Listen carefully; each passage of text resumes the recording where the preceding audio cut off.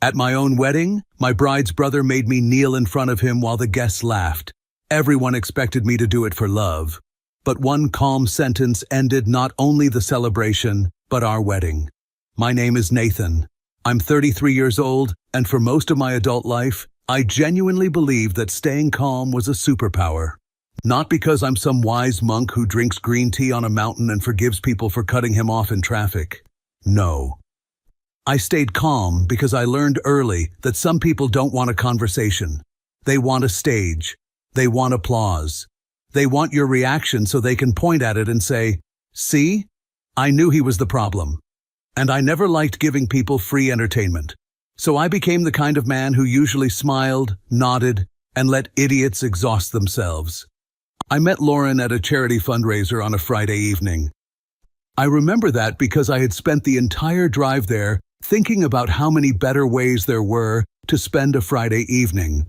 One of my clients had bought a table, invited me, and used the phrase, "great networking opportunity," which is business language for, you will be trapped in uncomfortable shoes for 3 hours while pretending tiny appetizers are food.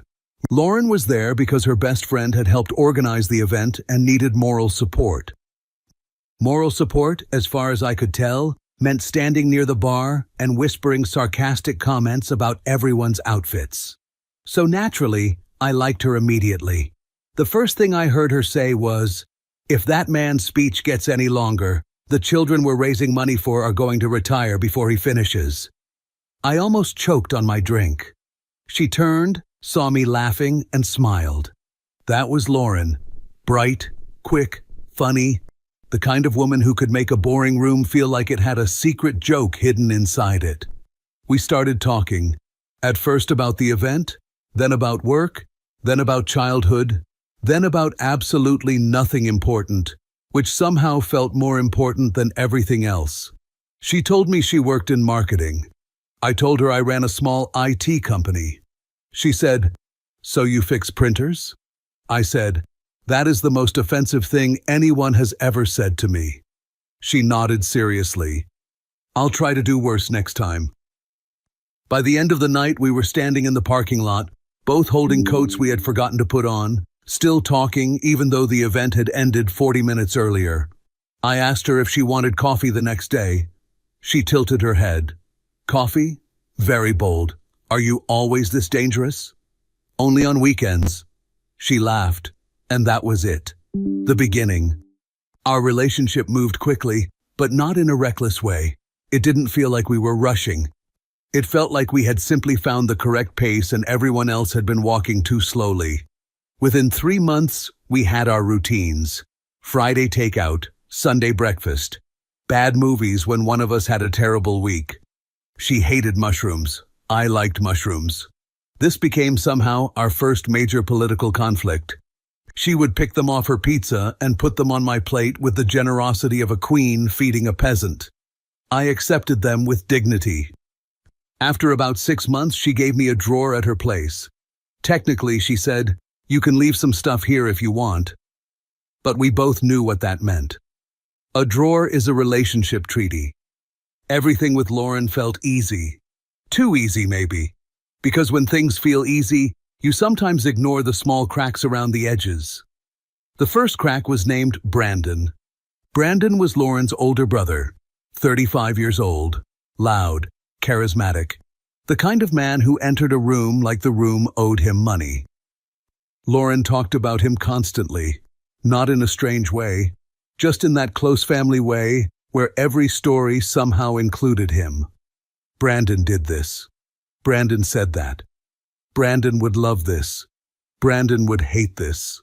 At first I thought it was sweet. She loved her brother. He was important to her. I respected that. Then she said, "You'll like him. He's hilarious." Now, in my experience, when someone warns you that a relative is hilarious, what they often mean is, he says cruel things loudly and everyone has agreed to call it personality. But I didn't know that yet. The first time I met Brandon was at Lauren's parents' house, a Sunday dinner. Her mother hugged me at the door. Her father shook my hand firmly and asked what kind of work I did. When I said IT, he nodded like I had just confirmed I knew how electricity worked. Then Brandon arrived. Not walked in. Arrived. The front door opened and suddenly the entire house had a new volume setting. "There he is!" he shouted before anyone had even introduced us. He came straight toward me with a grin and a beer in his hand. "You must be Nathan." "That's me." He looked me up and down. "Huh. A beautiful start." "Huh?" I asked. He slapped my shoulder. "I thought you'd be shorter." "Sorry to disappoint." "Oh, don't worry. Plenty of time." Everyone laughed. Lauren rolled her eyes, but she was smiling. "Brandon, be nice." "I am being nice. If I wasn't being nice, he'd know." He pulled me into a hug I definitely hadn't signed up for and patted me on the back like we'd been best friends for years. "Welcome to the family, man." I remember thinking he was a lot, but not necessarily bad. Some people are loud. Some people tease. Some families show affection by roasting each other until emotional damage becomes a bonding ritual. I could adapt. Dinner was chaotic but warm.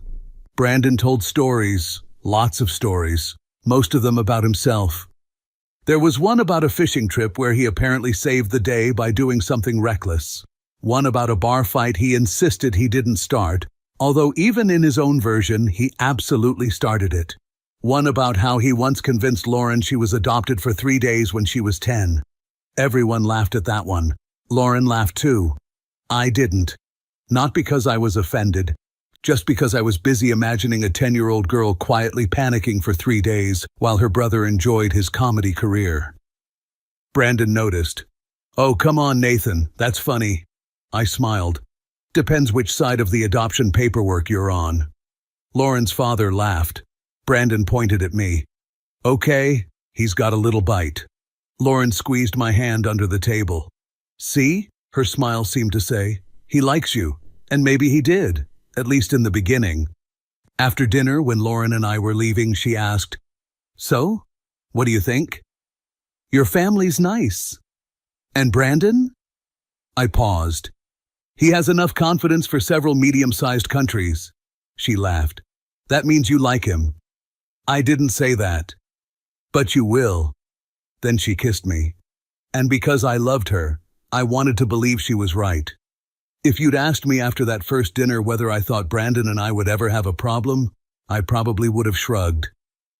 "He talks a lot," I might have said. "He likes being the center of attention, but he seems harmless." Looking back, that's probably how most horror movies begin. The warning signs are always there. You just convince yourself they're decorations. For the first month or two, Brandon mostly kept things light. He'd throw little jokes my way whenever we saw each other. "So Nathan, how many times did you have to restart my sister before she agreed to date you?" Or, "Does your company actually fix computers, or do you just tell people to turn them off and back on?" I gave it right back. Mostly the second one. "You'd be amazed how often it works." He laughed. Everyone laughed. It felt normal. Then the jokes slowly stopped being jokes. The first time I noticed it was during a family game night at Lauren's parents' house. About an hour into the evening, I reached into my pocket for my phone. Nothing. I checked the other pocket. Still nothing. My jacket, the couch cushions, the kitchen counter. Nothing. Lauren looked up. "Lose something?" "My phone." Brandon immediately became very interested in his drink. "That's rough." I searched for another 5 minutes before finally asking, "Has anyone seen it?" Brandon looked around dramatically. "Nope." Another minute passed, then another. I wasn't panicking, mostly because my phone automatically backed everything up.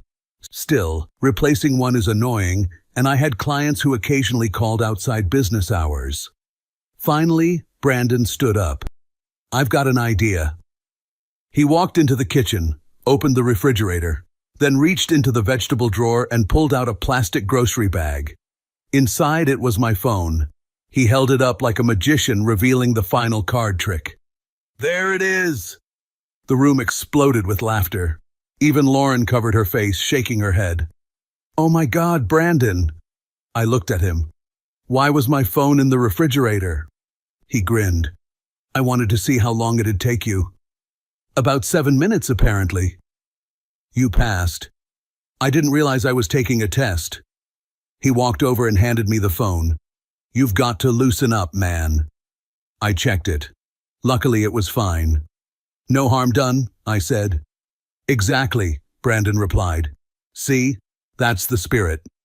I let it go, because honestly, arguing over a phone that hadn't been damaged felt ridiculous. On the drive home, Lauren glanced at me. "You weren't upset, were you?" "Not really. I told you Brandon likes teasing people." I noticed. "He only does it with people he likes." I smiled. "That's an interesting business model." She laughed. "See?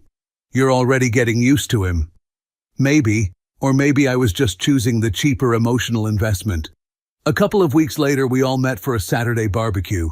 Brandon was running the grill, which, judging by the amount of beer in his hand, seemed like an unnecessarily exciting management strategy. He handed everyone burgers. I took a huge bite. 2 seconds later, my mouth caught fire. My eyes started watering instantly. I reached for my drink. One sip. Somehow worse. Brandon bent over, laughing. "I knew you'd go for the drink." I stared at the cup. "What?" He could barely breathe. "I switched yours." Lauren burst out laughing. Her dad nearly dropped his plate. Her mother covered her mouth, trying not to laugh quite so hard. Brandon finally managed to explain. "Ghost pepper sauce on the burger." He pointed at my cup. "And sparkling water." I blinked. "Sparkling water? You hate sparkling water." I did. Not because it tastes bad, because it tastes like regular water that's angry at you. I looked at him. "So this whole thing was based on your knowledge of my beverage preferences?" He laughed even harder. "I've been planning it all week." I should be flattered. You should. I took another bite of the burger, very carefully this time. "This one safe?" Brandon nodded. "I think so." "I think?" I made a lot of burgers. Everyone laughed again, including me, because despite everything, it still felt like harmless stupidity. On the way home, Lauren squeezed my hand. "You're such a good sport." "I try. I've dated guys who would have started an argument over that." "I don't really see the point." She smiled. "That's one of the things I love about you." I smiled back. At the time, I honestly believed staying calm was helping. I thought if I refused to play Brandon's game, eventually he'd get bored. Instead, I was accidentally teaching him there were no consequences, and people like Brandon treat patience the same way children treat an elevator button. If pressing it once doesn't get a reaction, they just keep pressing harder. Over the next few months, Brandon became increasingly creative, not in a useful way.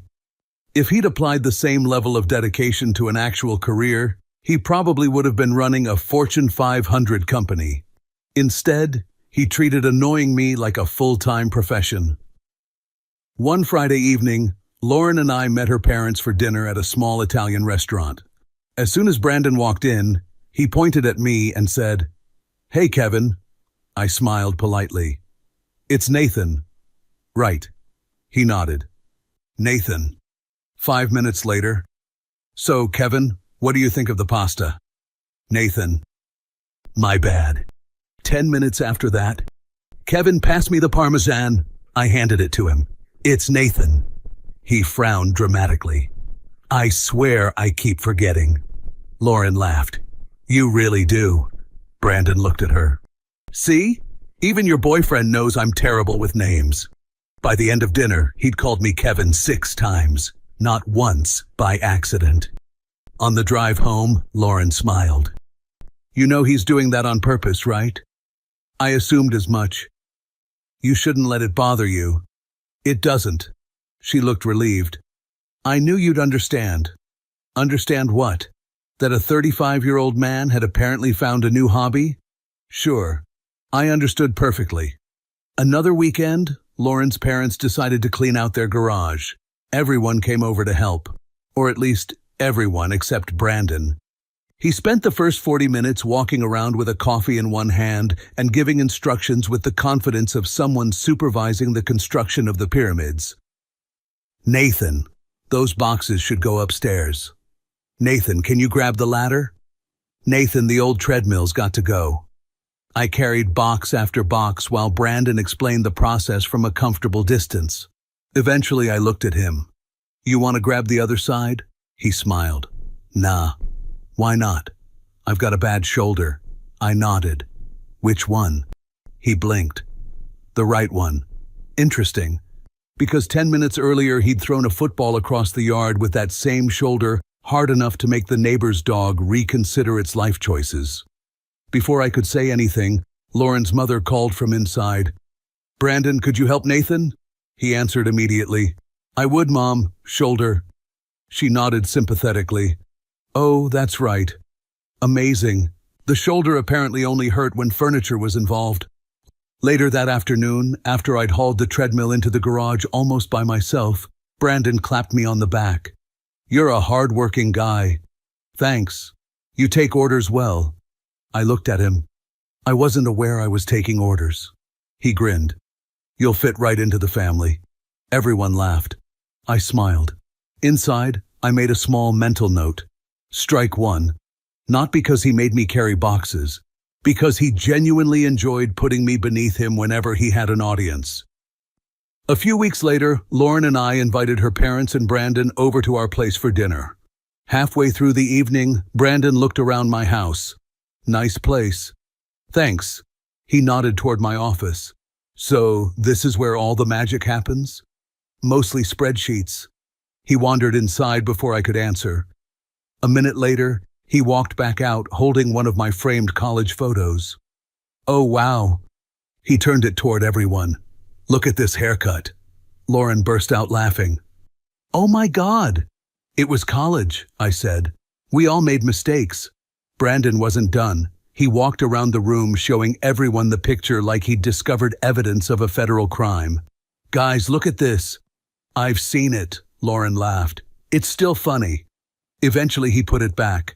The real turning point came several months later. Lauren's cousin was celebrating his birthday. Big family gathering, 30 or 40 people, kids running everywhere, music, barbecue, the usual chaos. I was helping carry coolers into the backyard when Brandon tossed me a set of car keys. Hey, Nathan. I caught them instinctively. Can you do me a favor? Depends. My buddy left his jacket at my place. Okay. Can you swing by and grab it? I looked at him. Right now? Yeah. Your house is almost 40 minutes away. So? The party just started. He shrugged. I'd do it for you. That was almost impressive. He managed to lie with complete confidence. I handed him the keys. I think your buddy will survive without his jacket. The smile disappeared from his face for just a second.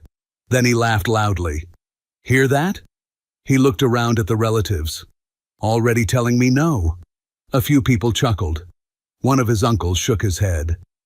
Better enjoy saying no while you still can. Everyone laughed. I looked at Lauren. For just a moment. Waiting. Expecting her to say something. Anything. Instead, she smiled awkwardly and shrugged. Oh, you guys. That was it.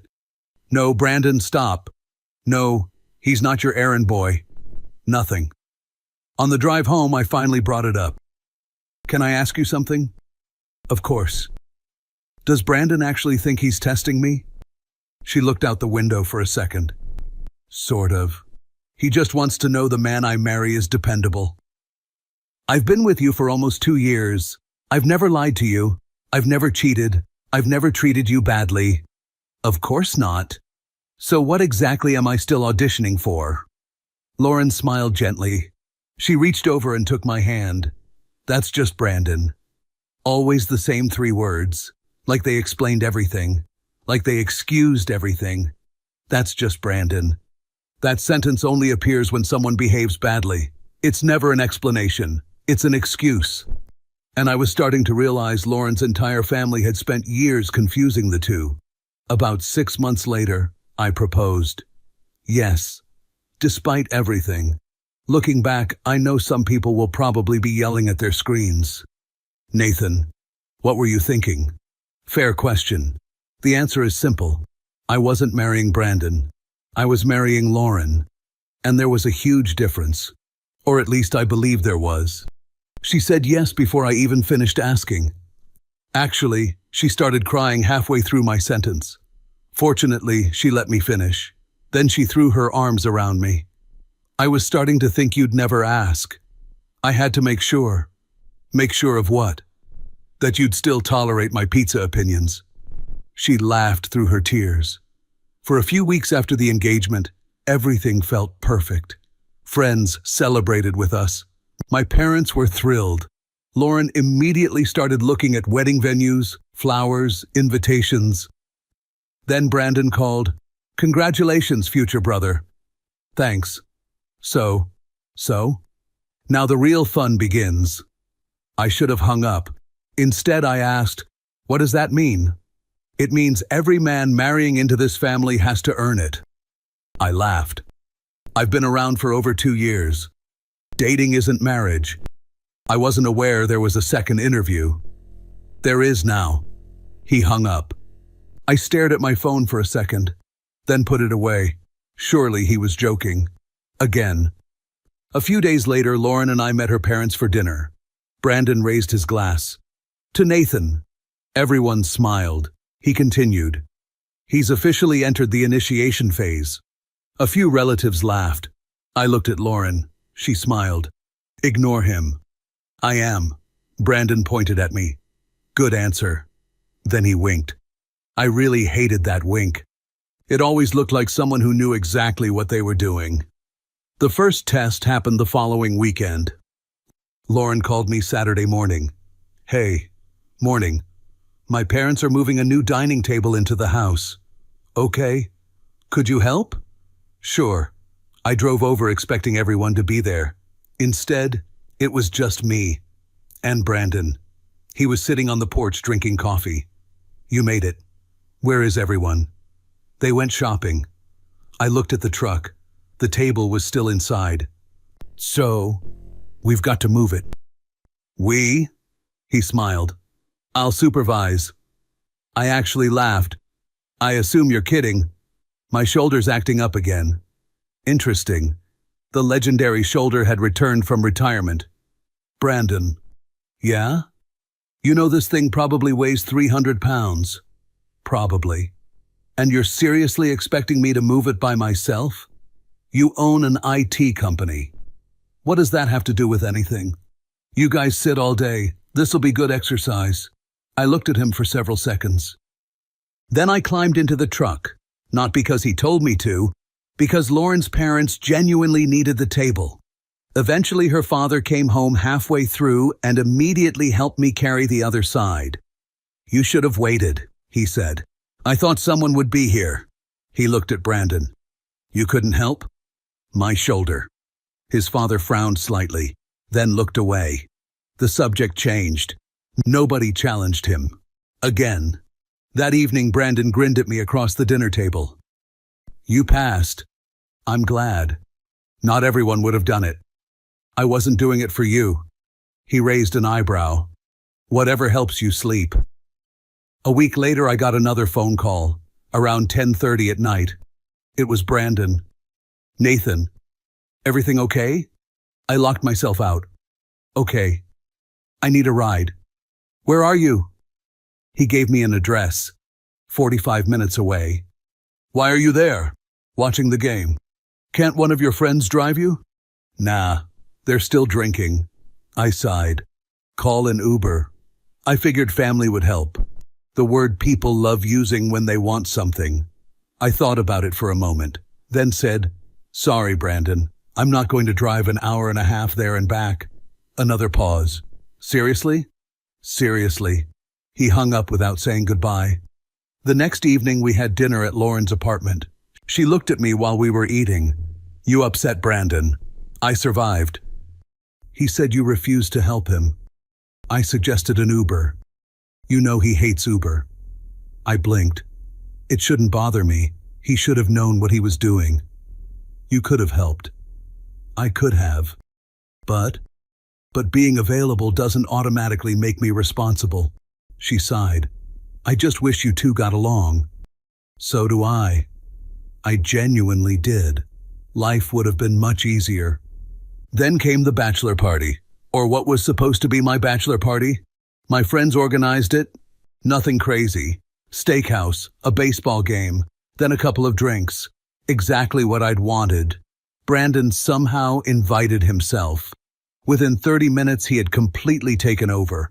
He ordered shots for everyone, started making speeches, interrupted every story. At one point, he stood up, raised his glass and announced, "Let's find out whether Nathan's actually fun." Everyone looked at me. He slid 6 shot glasses across the table. Lined up, I smiled. "I'm good. I don't want 6 shots." "Oh, come on." "No." He looked around dramatically. He's scared. One of my friends laughed awkwardly. Another quietly stared at his menu. Nobody really knew what to do. I picked up my glass of soda. I drove. "You can leave the car." "No thanks." "You worried Lauren will find out?" "No." "Then what's the problem?" I looked him straight in the eyes. I said no. The table went quiet. For a second, Brandon looked surprised. Then he forced a laugh. "Man, you're impossible. I've been called worse." He backed off, eventually. But I noticed something that night. For the first time, he wasn't trying to make me laugh. He wasn't even trying to embarrass me. He was trying to make me obey. And when I didn't, he looked disappointed, like I'd broken the rules of a game I'd never agreed to play. I should have recognized then what was coming. Instead, I convinced myself of something incredibly stupid. I thought, if I can just get through the wedding, this will all settle down. Sometimes optimism isn't hope.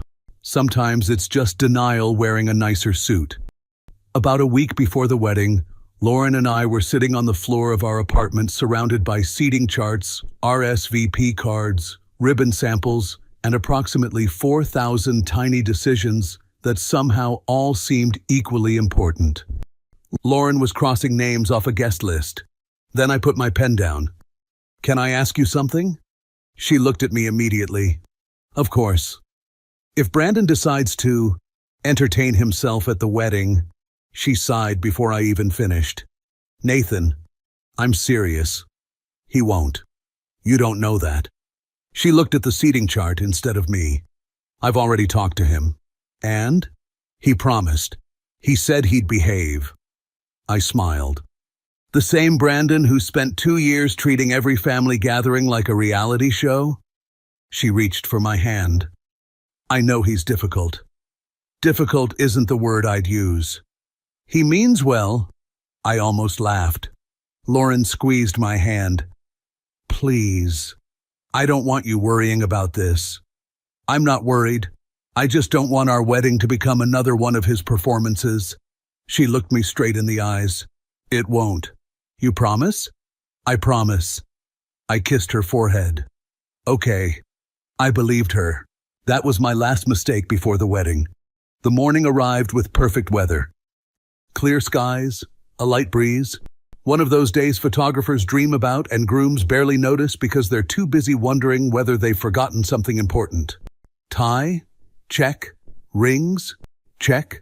Vows? Mostly memorized. Ability to survive small talk with 200 relatives? Questionable. My best man, Eric, adjusted my tie one last time. "You ready?" "As I'll ever be." "You look nervous." "I'm getting married. Just trying to help." The ceremony itself was beautiful. When Lauren walked down the aisle, everything else disappeared. The music, the guests, the decorations, even Brandon.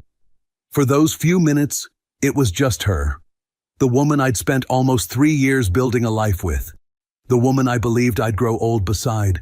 She smiled at me. I smiled back. And I remember thinking, this is it.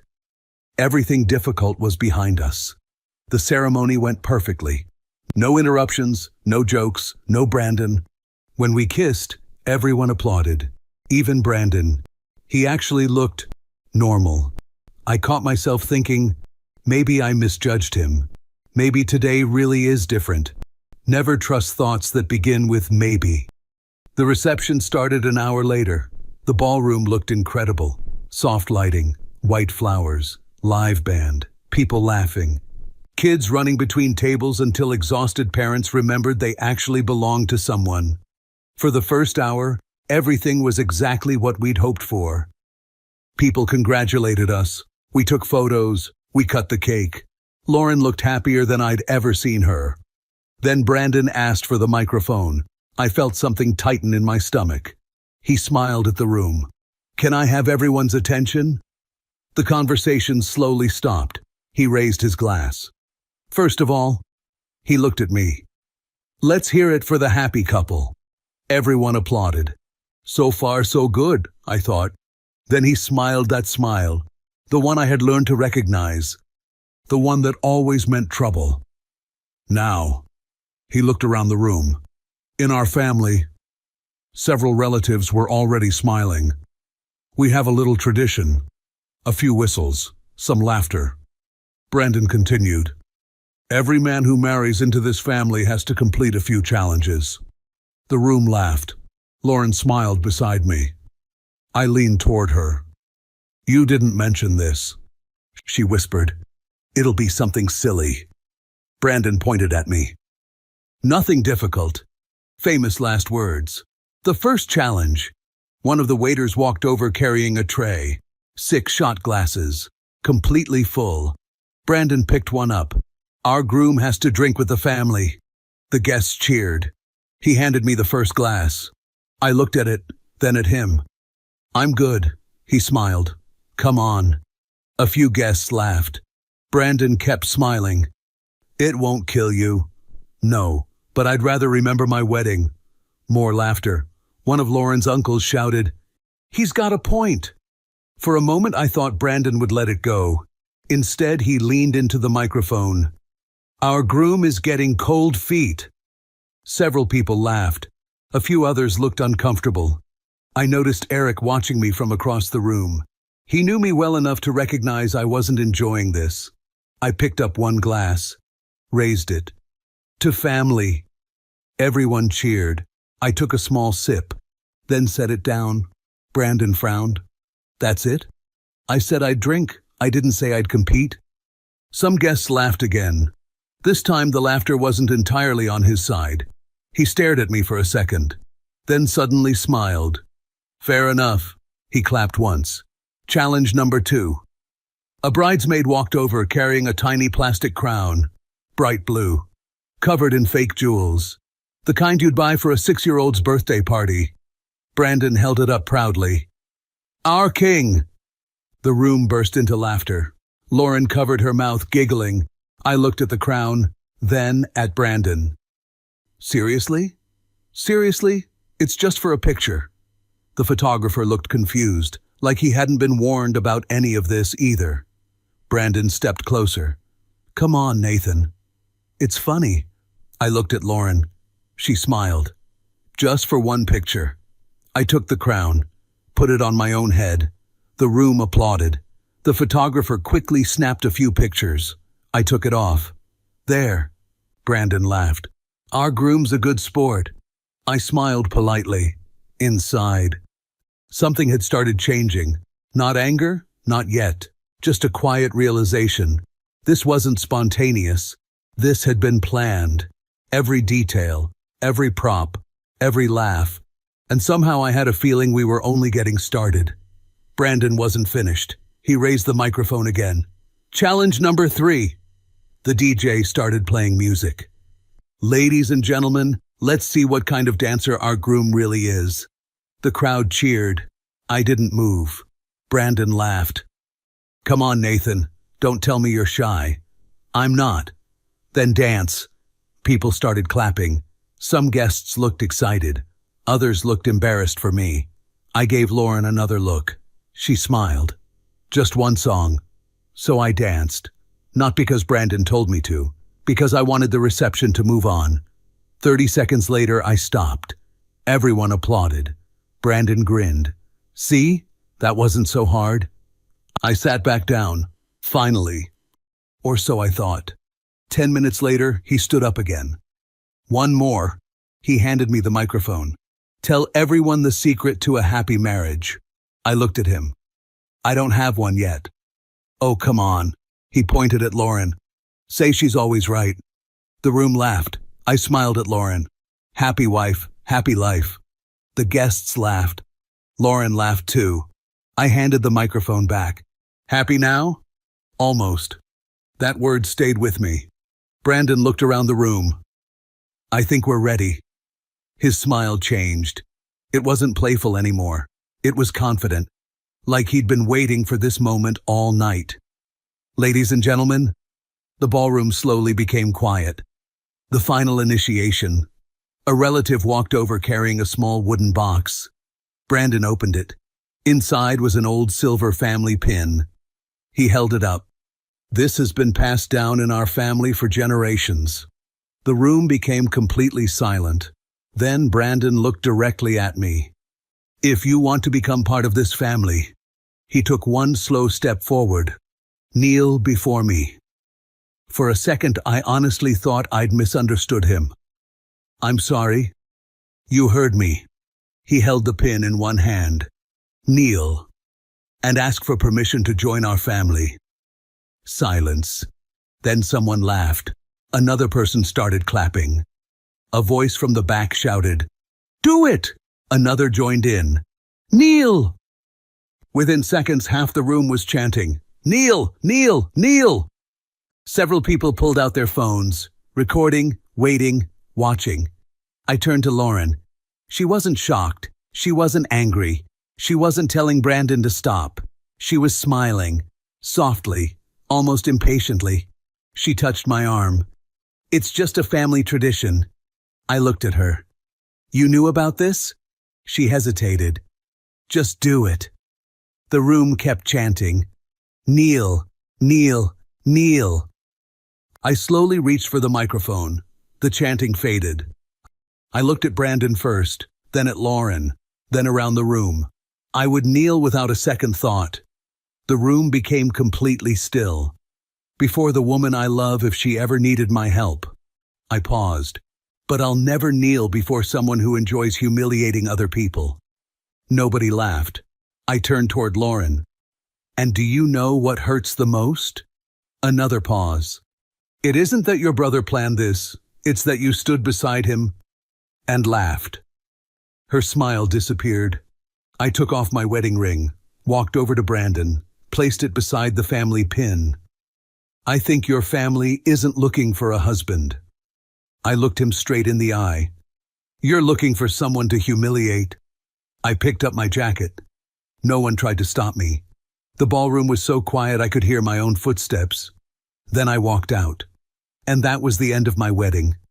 I expected my phone to explode before I even reached the parking lot. It didn't. For almost 20 minutes, nothing happened. Then the first message arrived. From Eric. Proud of you. After that, everything hit at once. Calls, texts, voicemails. I ignored all of them. I booked a hotel for the night, turned my phone face down, and, for the first time in months, sat in complete silence. It was strangely peaceful.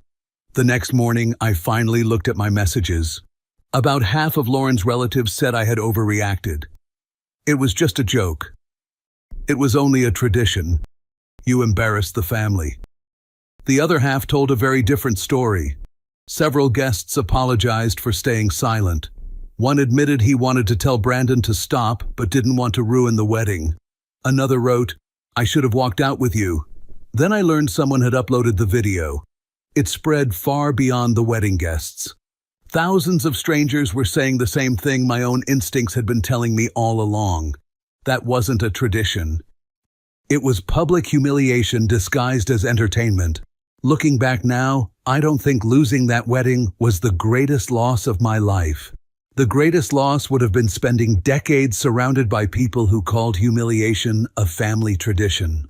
Sometimes the happiest ending doesn't begin with saying, "I do." Sometimes it begins with having the courage to say, "No."